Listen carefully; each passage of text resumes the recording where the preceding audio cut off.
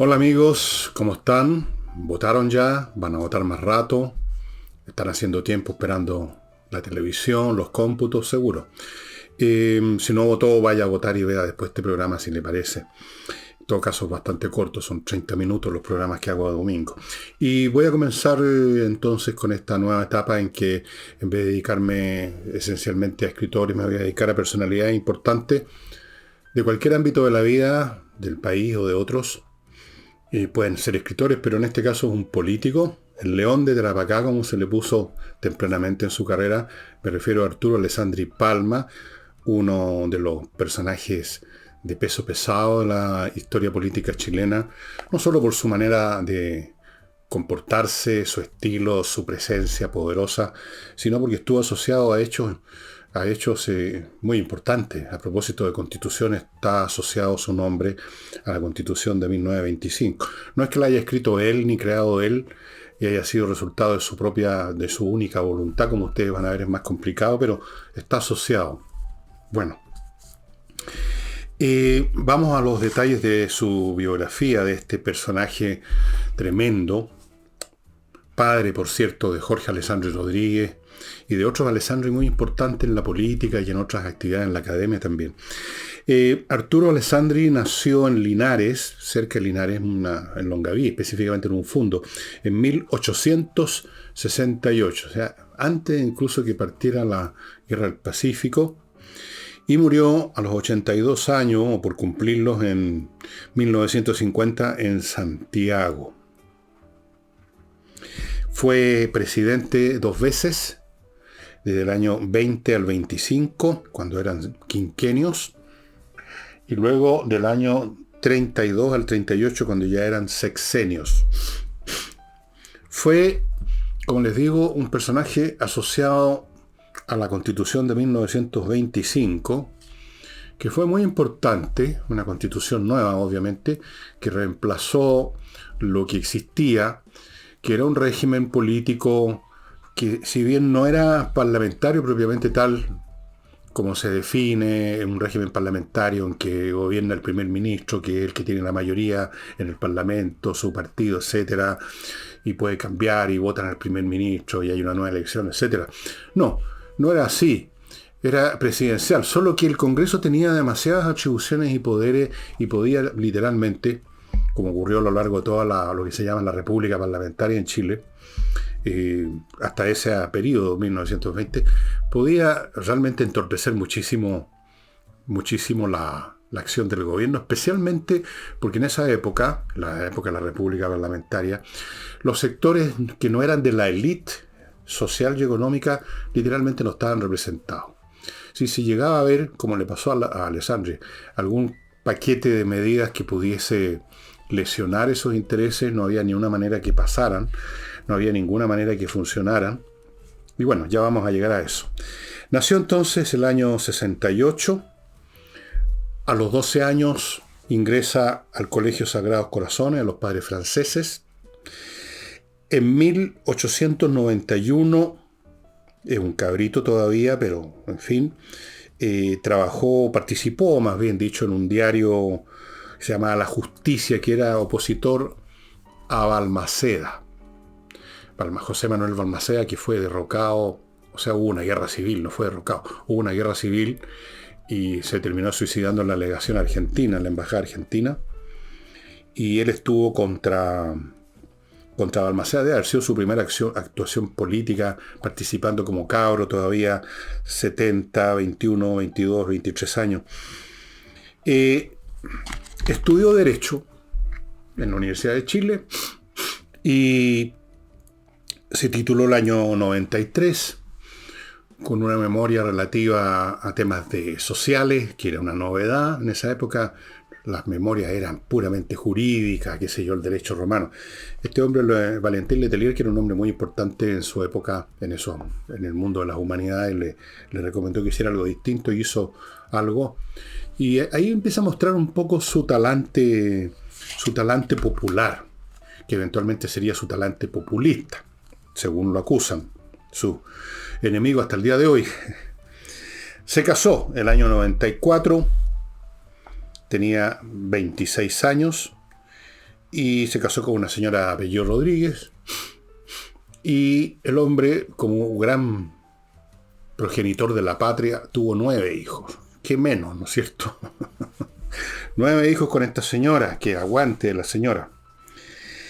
El año 97 entra al Partido Liberal, y ahí se quedaría, el Partido Liberal. Ahora, el hombre era obviamente un personaje que destacaba su temperamento, su inteligencia, su retórica, era potente, llegaba a la gente, y en ese sentido Alessandri inaugura una nueva forma de hacer política, que empieza a escapar de los marcos de la política de salón, de los sectores conservadores, que eran los propietarios, por así decirlo, de la República Parlamentaria, y que dirimían sus cosas sin dar mayor pelota al resto del país. En el Club de la Unión se juntaban a hacer política y a determinar el futuro de la nación. Este hombre empieza a dirigirse a un sector que empezaba a crecer. Pues estas cosas ocurren en el marco, como dicen los ciúticos, de cambios sociales y transformación. Estaba apareciendo, estaba desarrollando, estas cosas son más o menos invisibles, hasta que adquieren cierto volumen, un sector popular, industrial, fabril, más importante. Y empezaba también a agitarse un poco el campo. En el campo, entre los peones, los campesinos, los guasos, digamos, todo el mundo rural. Los conservadores tenían una clientela electoral completamente controlada. Mi madre me contaba, estimado amigo, que a su papá, que no era ningún gran personaje de la política, pero que tenía alguna presencia en Valparaíso, era de Valparaíso, tenía sus negocios allá, cuando venían elecciones, decía mi madre, tocaban el timbre, aparecía don Pedro, así se llamaba mi abuelo Pedro de Ruiz, y ahí había un montón de gente del mundo, de los que trabajaban en el comercio de los alimentos, las hortalizas en Valparaíso. Mi abuelo estaba dedicado, tenía una empresa de frutos del país. Bueno, venía gente de ese mundo y le preguntaban, don Pedro, ¿por quién votamos? Díganos. Entonces mi madre le decía, no, ustedes vean lo que quieran votar. No, díganos usted. Bueno, así era en el campo. Los campesinos, los inquilinos, los que trabajaban en un fondo de estos caballeros, votaban lo que les decía el caballero. No es que los obligara así a rebencazos, sino que existía esta relación paternalista. Esos dueños de fondo no eran unos tiranos, mantenían a la gente, lo cuidaban cuando tenían problemas, la cosa no funcionaba como algunos la pueden pintar. Habían relaciones paternalistas o no habría podido funcionar ese esquema. Entonces, para esas personas era natural preguntarle al dueño del fondo por quién diablo votamos. Así es. Pero eso estaba empezando a cambiar. Y luego estaba el tema del proletariado urbano que estaba empezando a surgir, con unas pocas industrias aquí y otras por allá. Poco a poco había otro ambiente. Y ese mundo es el que detectó Arturo Alessandri. Y con ese mundo se conectó. Bien, conectándose con ese mundo, el año, como les digo, entró al Partido Liberal en el año 97 y llegó a ser diputado por Curicó.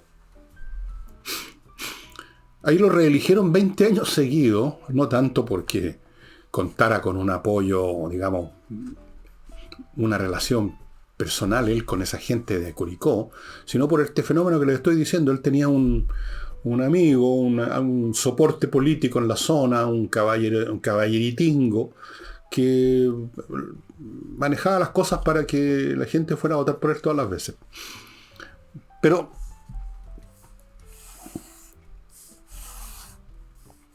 el año 1915 ya no le interesaba seguir siendo diputado, quería ser senador. El hombre era, ya recordemos que participó en ese diario contra Balmaceda, el hombre es claramente un político nato, un hombre que nació, que le gustó el asunto y tenía las oportunidades de entrar a la política, entró a la política, y una vez que una persona entra a la política parece que es muy difícil que salga, se convierte en su modo de vida. Entonces no le bastó ser diputado y quiso ser senador por Tarapacá. Y el año 1915 entonces fue a desafiar al que era el incumbente, el que siempre era elegido allá, casi el dueño de la senaduría de de Tarapacá, y fue una contienda electoral tremenda, que me hace recordar los tiempos actuales, en términos políticos, para que vean ustedes que no se ha inventado nada. Fue una contienda electoral en que corrieron los balazos, hubo un muerto, se agarraban a puñaladas en las calles, era una guerrilla, y ahí estaba Arturo Alessandri en medio de todo eso, y ahí fue cuando se ganó el apodo el León de Tarapacá.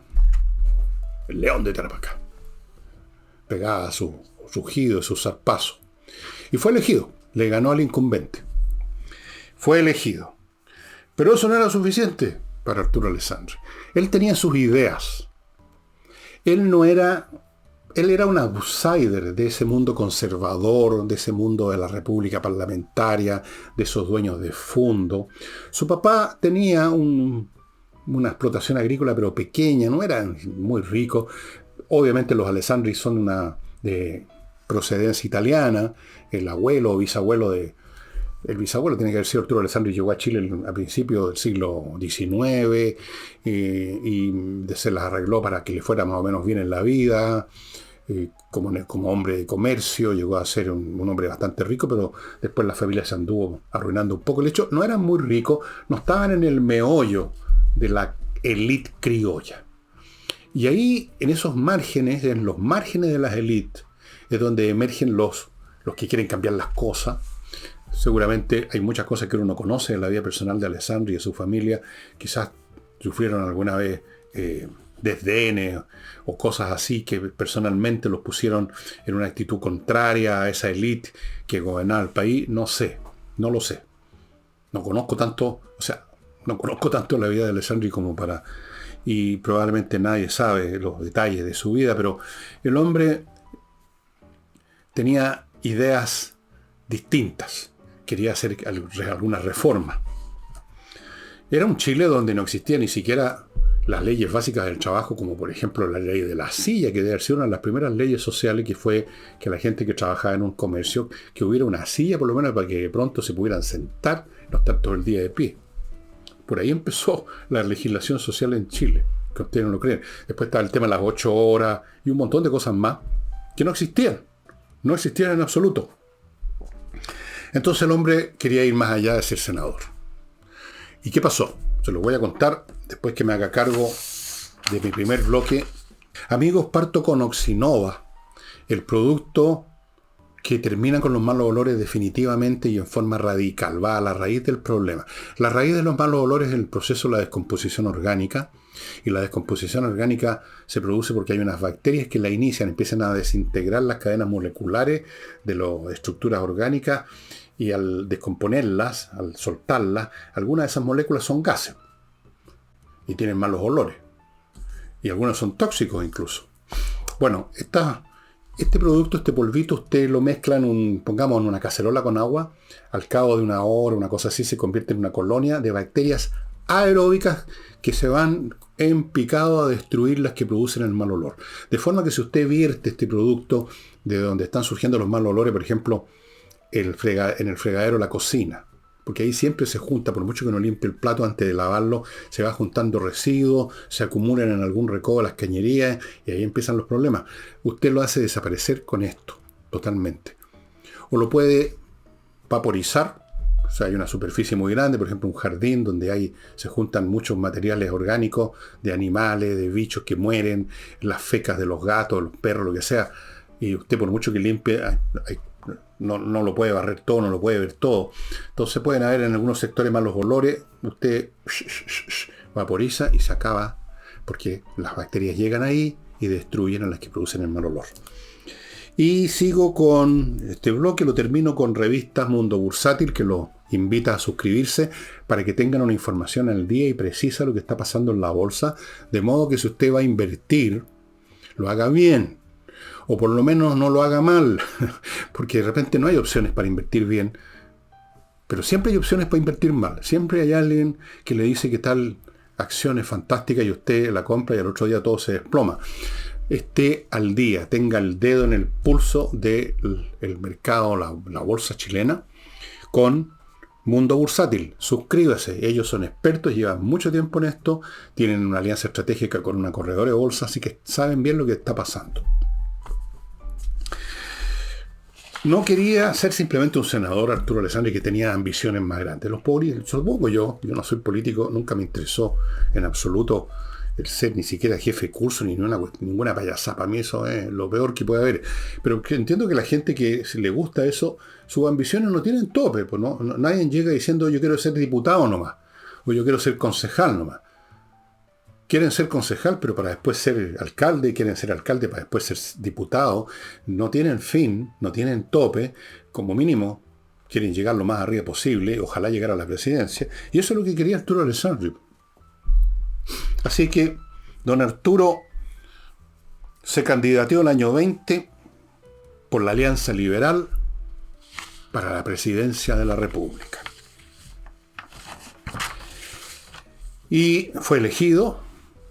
Ahí es, en ese periodo, en la campaña de Arturo Alessandri, que esta nueva audiencia electoral política, que antes no existía, este pueblo que empezaba a emerger y que tenía derecho a voto, este pueblo que no participaba en las conversaciones y las discusiones políticas de la élite en su club de la Unión, gente que era mirada en menos probablemente. Esa gente, alguien de esa gente, no conozco bien el detalle de la historia, crea esa famosa canción que se cantaba, El Cielito Lindo. Era la canción, el himno de la campaña de Arturo Alessandri, Cielito Lindo. Es como que por primera vez el pueblo chileno llano, la gente humilde, la gente invisible en la historia y totalmente invisible en la política chilena, adquirió presencia. Y hubo como una mística alrededor de Arturo Alessandri, Cielito Lindo, los corazones. Bonito. Y ganó. Y quiso implementar una serie de normas precisamente para beneficiar a ese pueblo ignorado que no tenía otra participación, salvo aquella de los fondos donde los dueños les decían, bueno, niñitos, así se trataba, yo conozco ese ambiente, lo conocí de cabro chico. Bueno, niñitos, vayan a votar por mi amigo, hombre. A la vuelta los esperamos aquí con unas cositas. Entonces volvían de las votaciones y había unas mesas con empanadas, vino. Así se premiaba. Esa era la relación paternalista. ¿Sí? No la miren tan a huevo, funcionaba. Entonces se asustaron con este caballero que llegaba con ideas de poner leyes sociales de distinto tipo, una legislación muy popular, y todavía además de tener esta oposición del mundo político oficial, resulta que Chile entró en una crisis económica bastante fuerte porque la Primera Guerra Mundial había terminado, el salitre que vendíamos para hacer explosivos ya había sido sustituido más o menos cerca del final de la guerra por el salitre sintético, los nitratos sintéticos, porque que inventaron los alemanes porque no les llegaba el salitre porque estaban bloqueados por la flota inglesa. Y entonces el salitre, que era la viga maestra de la economía, como se dijo muchos años después acerca del cobre. Sin el salitre, el país, o con un salitre que se vendía mucho menos y más barato, el país entró en una profunda crisis económica y luego venía además este caballero con sus intentos de hacer reforma. Y la cosa se puso muy tensa. Al punto, fíjense, que se acusa a Alessandri que intentó mandar matar a 3 diputados, de los que seguramente le producía más molestia. Él lo negó, pero en algún momento el Diario Ilustrado, que era un diario que existía en esos años, hace rato que desapareció, publicó un telegrama donde claramente de puño y letra dicen el papel donde después Alessandri le mandataba a una persona que cometiera estos crímenes. Así estaba de complicar la cosa. No salían las medidas que quería Alessandri, no salían las leyes. Y mientras tanto resulta que la oficialidad del ejército chileno, la oficialidad menor, o sea, digamos, pensemos en mayores, capitanes, no generales, tenientes coroneles, sino que oficiales menores con menores sueldos que estaban muy apretados.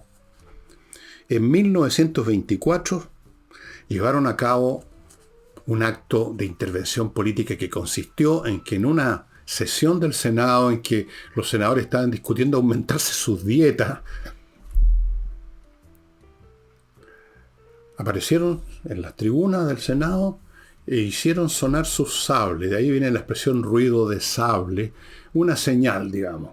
Ruido de sable. Y luego de eso, se fueron, armaron un comité, estos militares, y fueron a La Moneda a hablar con Alessandri, y le presentaron un pliego de petición en que estaban temas no solo de ellos, sino que muchos de los temas sociales que quería implementar Alessandri sin poderlo hasta ese momento.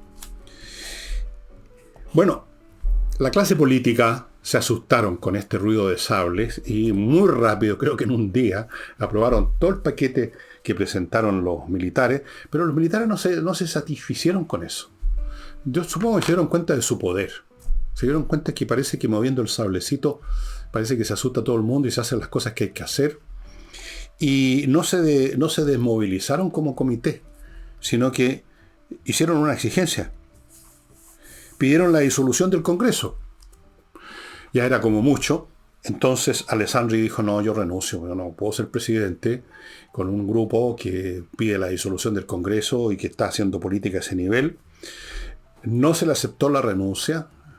O sea, en este caso no el comité, sino que el Senado. Se le dijo, tómese 6 meses de permiso fuera de Chile, una cosa muy rara. Y quedó gobernando el país una junta que disolvió, una junta con militares. Esta es la primera junta que tuvimos en Chile.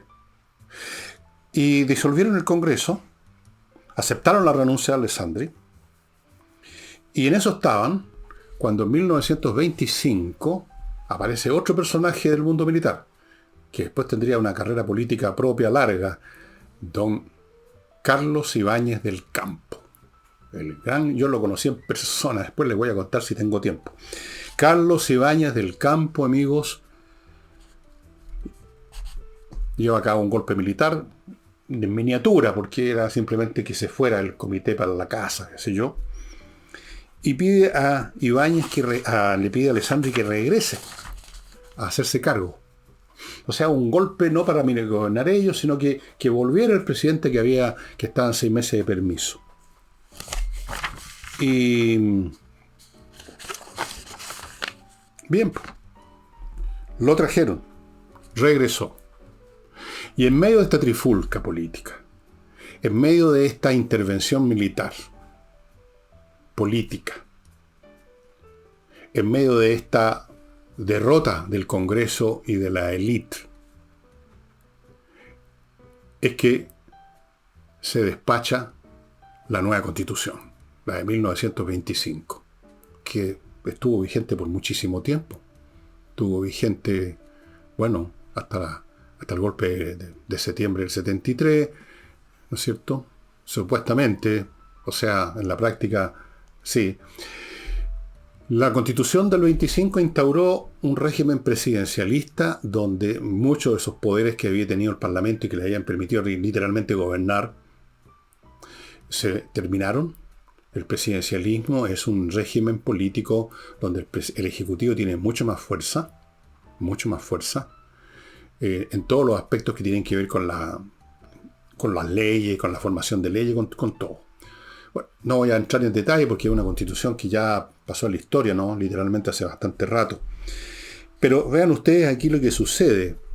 De ahí en adelante, amigos, toda esta década que empieza en 1925, por lo menos unos 10 años, un poco más, es una época de convulsiones políticas muy fuertes.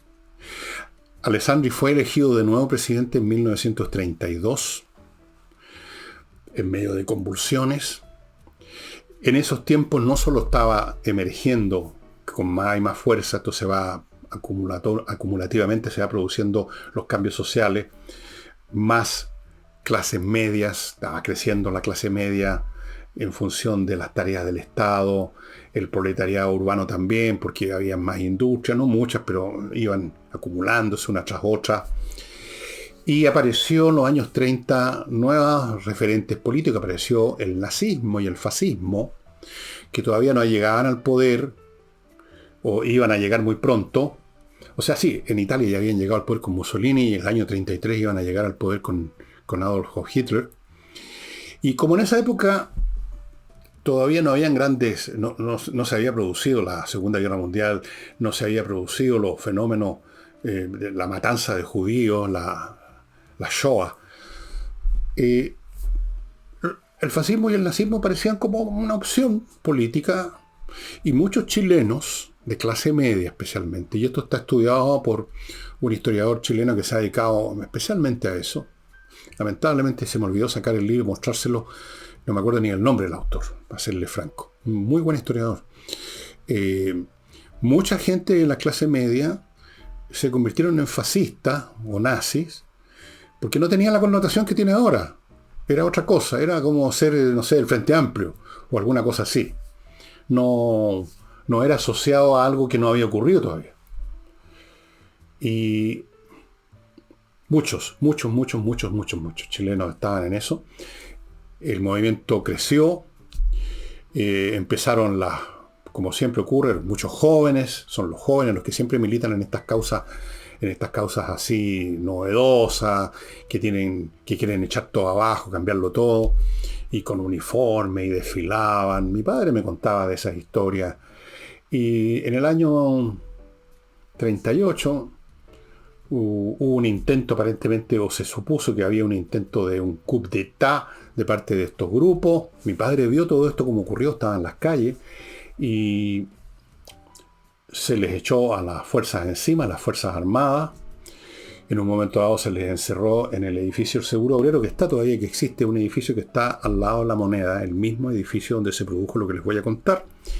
Ahí fueron metidos, no todo, pero por lo menos no me acuerdo el número, pero más de 60, 70 jóvenes de esa juventud nazi.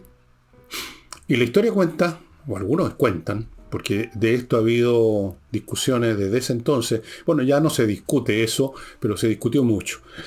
¿Quién había sido el responsable de lo que pasó después? Se dice que el general de carabineros de esa época, una vez que los tenían a todos, a estos personajes metidos en ese edificio, el general fue donde Alessandri le preguntó: ¿qué hacemos? Y Alessandri le habría contestado: liquídenlo. Y los liquidaron. Es lo que se llama la matanza del Seguro Obrero. Los mataron a todos, creo que quedó uno vivo ahí que se hizo el muerto, pero ahí mismo los agarraban en las escalas. Si usted va a ese edificio, esas escalas fueron testigos, fueron en el escenario, y los iban baleando. Ya niñitos, le decían los oficiales a los carabineros, con sus Mauser, y los iban baleando, los iban matando. Y eso fue una cosa que manchó tremendamente la reputación de Arturo Alessandri. Después vendría otra fase política en Chile con Pedro Aguirre Cerda, vendría la época de los gobiernos radicales, y ya este país seguía cambiando, y había más clase media, y había más sectores obreros, y la política dejó de ser lo que había sido, y Arturo Alessandri ya pasa, por así decirlo, a la banca, a la reserva, y se convierte en un personaje ya de museo. Pero fíjense ustedes cómo él fue el hombre, como les decía ayer, el hombre que estaba en sintonía con su época. Él es el hombre que representa el surgimiento de los sectores populares en Chile, con el celito lindo. El hombre que intenta las primeras leyes sociales importantes. El hombre que le toca ver a esta intervención militar, que dicen: no, vamos a seguir con la antigua constitución, queremos otra cosa. Disolvamos el Congreso, mientras tanto aprobemos estas leyes, y se crea la Constitución del año 25, una nueva Constitución, con la cual el país funcionó muchos años, sin problemas, o con los problemas habituales nada más. Así que Arturo Alessandri fue un personaje de la mayor importancia. Permítanme ahora, estimados amigos, contarles, antes de continuar, mi otro bloque, Fractal Logistic. Esta es una empresa que atiende empresas. La logística de las empresas. La logística tiene que ver, por ejemplo, con el desembarco y stocking.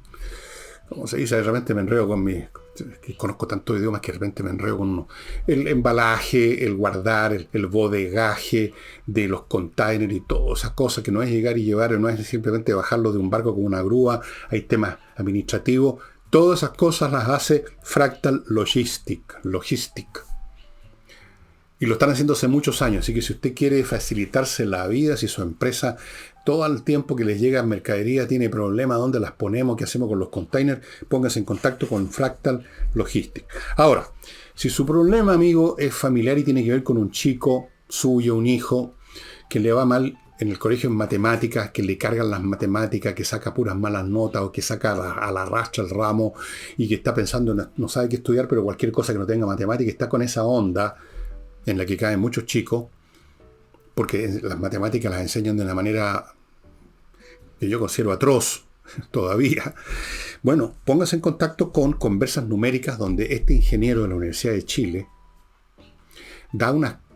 ofrece las matemáticas a los niños de tal manera que los cabros terminan enamorados de las matemáticas. Hacer lo que ha ido pasando. Ven la luz. A mí me pasó lo mismo, pero no con un nuevo caballero, yo soy más viejo que él. Me pasó de otra forma. A mí tampoco me gustaba estudiar matemática en el Prochley, que era un libro espantoso, que había que aprender de memoria. Me reventaba eso de aprender de memoria. Hasta que vi la luz con las matemáticas, que me di cuenta que no es aprender cosas de memoria. Sí, para eso no es necesario. Si uno se olvida de algo, lo ve en un texto. La cuestión es el pensamiento matemático.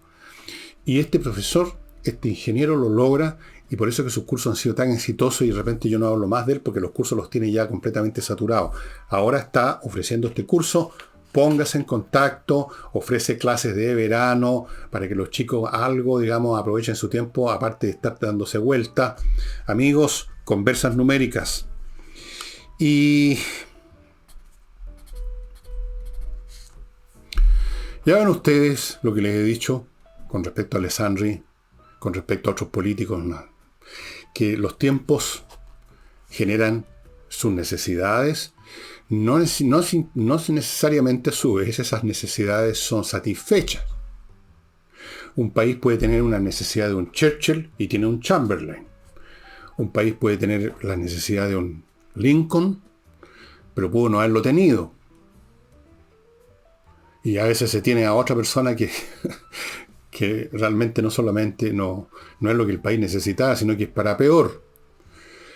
Pero de vez en cuando las naciones tienen esta suerte. Nosotros hemos tenido, yo diría que fue positiva la gestión de Alessandri. Se le pueden hacer millones de críticas por su estilo, por muchas cosas, pero de algún modo reguló esta emergencia de este Chile nuevo que estaba emergiendo, que ya no era meramente el Chile rural, el Chile de los campesinos en el fondo, siendo festejados con empanada y vino tinto porque habían votado por el amigo del dueño del fondo.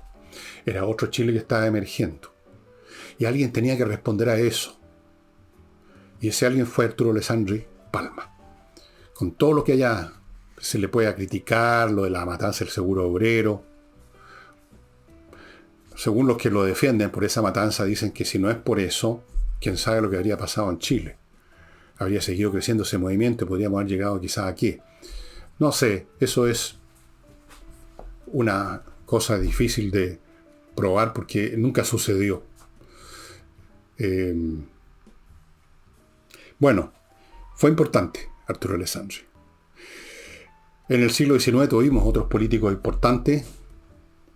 Para la guerra del Pacífico nos tocó afortunadamente tener políticos de calibre, como Aníbal Pinto, por ejemplo.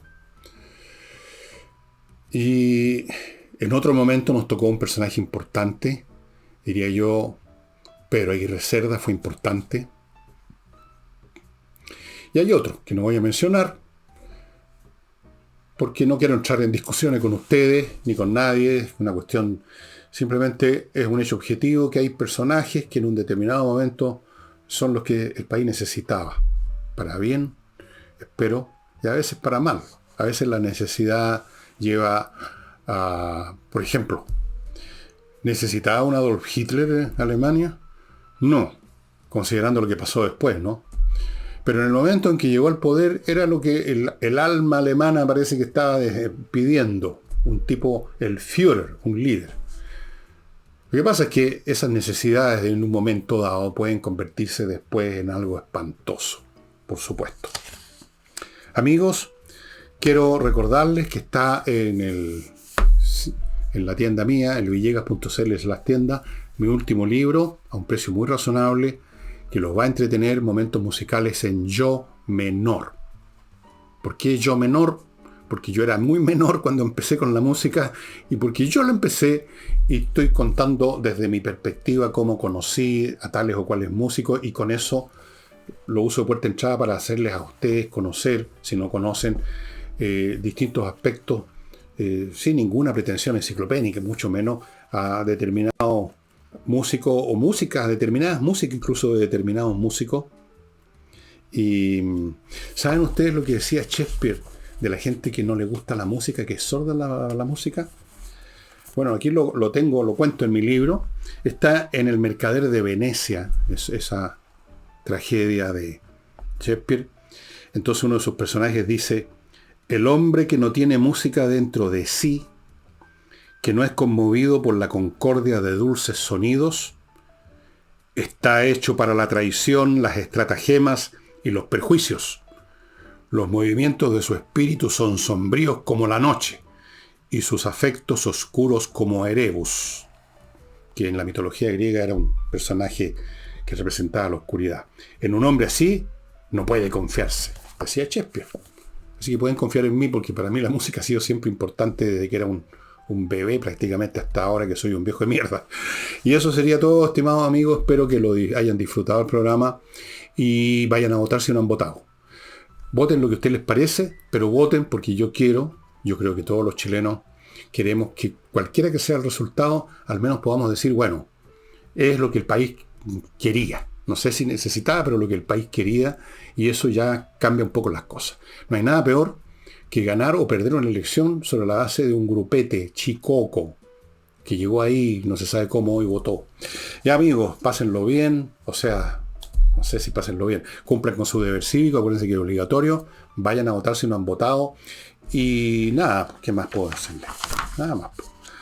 Nos estamos viendo el lunes con los análisis que haré del resultado. Voy a estar hasta esperando que se haya definido ya que si ganó a favor o ganó en contra, y analizaré según el caso.